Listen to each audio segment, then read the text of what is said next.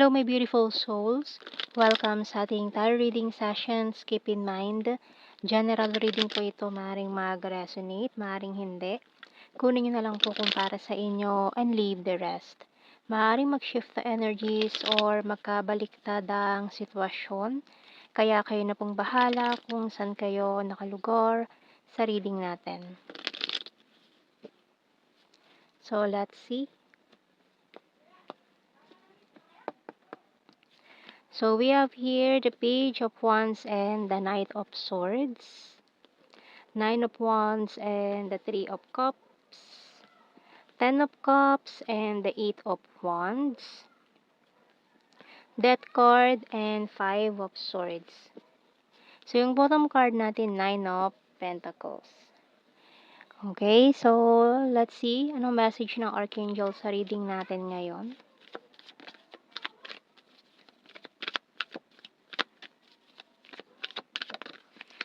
So we have here compassion by Archangel Zadkiel. Soften your heart with respect to this situation and all the people involved, including yourself.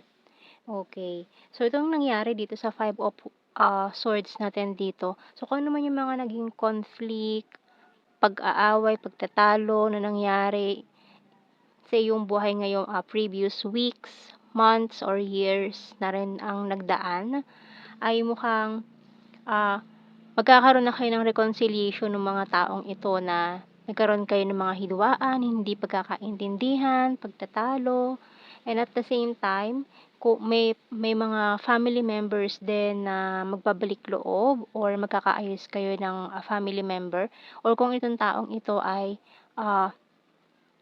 your partner, maaaring magkaayos din kayo. So, we have here the Eight of Wands. So, maraming mangyayari ngayon na maganda for you, lalo na at kung napatawad mo itong mga taong ito na hindi gumawa ng hindi maganda sa iyo before. So, may mga good news coming in for you, kaya wag mo ipagkait sa mga taong ito yung hinihingi nilang kapatawaran, no? So, kung ikaw magpapatawad ngayon sa mga taong ito, ay mas luluwag yung ano mo, yung pakiramdam mo, and mas maraming blessings na papasok para sa iyo. Okay, so tingnan natin sa mga signs and symbol cards. And may specific sign tayo dyan ng Scorpio. Ayan, mga Scorpio pa naman is mga mahilig gumante. Kaya ngayon, relax ka lang dyan, huwag mo nang gantihan yung mga taong to. Kasi yung karma na mismo ang gagawa ng mga move para sa iyo ngayon.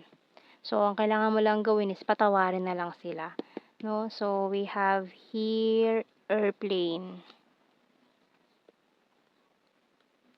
So, lalo na kung matagal na rin tong nangyari, no? It's about time na rin siguro na magkapatawaran kayo. So, we have here pencil, light bulb, target, coins, and broom. Bottom card is diamond.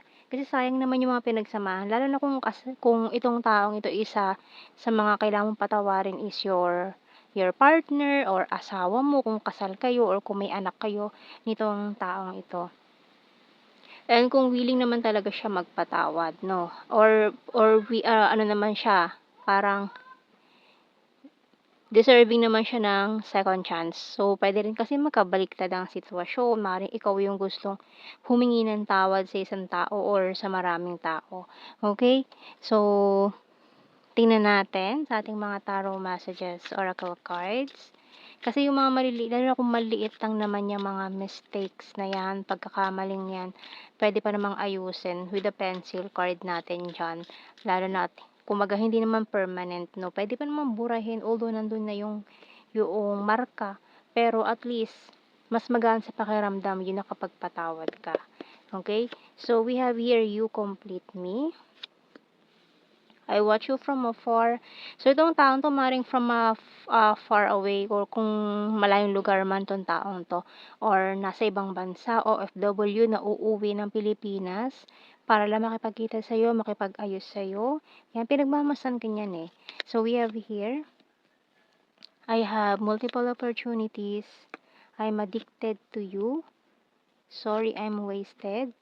It's a disaster. I'm so in love with you and you're my happy pill.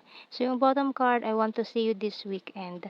So ayan, makikipagkita yan sa'yo para lang ayusin or makipag-ayos, makipagbati para din sa reconciliation yun nitong taong 'to. Kasi parang ayaw na rin niya nung pakiramdam na may iniiwasan siya, mabigat yung loob niya, ganyan. So tingnan natin. So this time, wag niyo ng tiisin ng isa't isa. Kasi talagang tinitiis niyo ang isa't isa, eh. So I will wait for a sign from you. So maaaring naghihintay lang din siya ng sign, go signal, ganyan.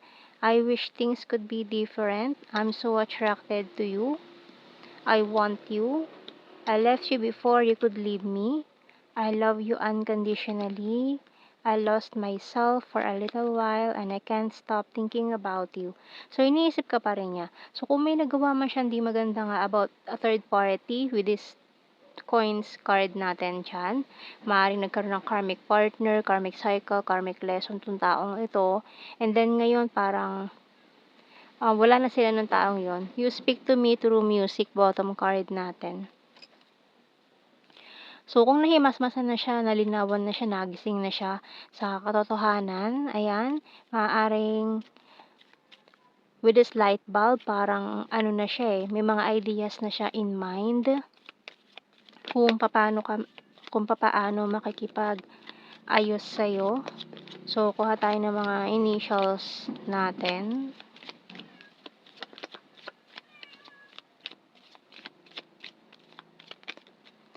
So, we have here Z, T, N, Q, C, Y, K, N ang bottom card. Kuha tayo ng blue card natin. Oh, Union of Hearts. Unang card, Confessions, and the Family. Okay, so family member nga ito, maaaring your partner nga or may mga family members din na nakigulo, nakisawsaw sa inyo nitong taong ito. So if kung partner mo itong taong ito, may mga family members din siguro na nadamay, nakisawsaw, ganyan. Imbis na pag-usapan yung dalawa, may mga nakigulo pa, no? So, tingnan natin sa general signs and messages.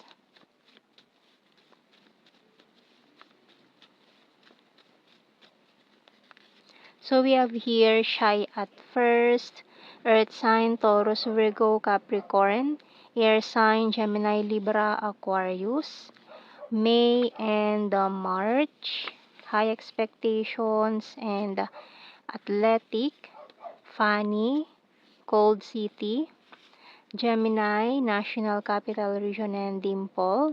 So, keywords na lang to, hindi na natin kailangan i-explain. Alam niyo na yan.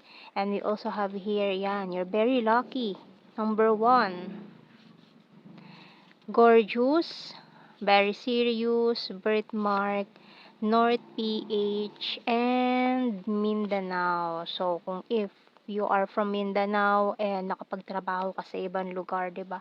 Kaya nagkaroon kayo ng long distance ng taong 'yon or kung napadpad ka man ng North PH na galing ng Mindanao, kaya nagkaroon kayo ng long distance. Ayan. So, yan ang ating reading, my beautiful souls. Thank you for watching. Take care and God bless. See you in our next reading, guys. Bye-bye.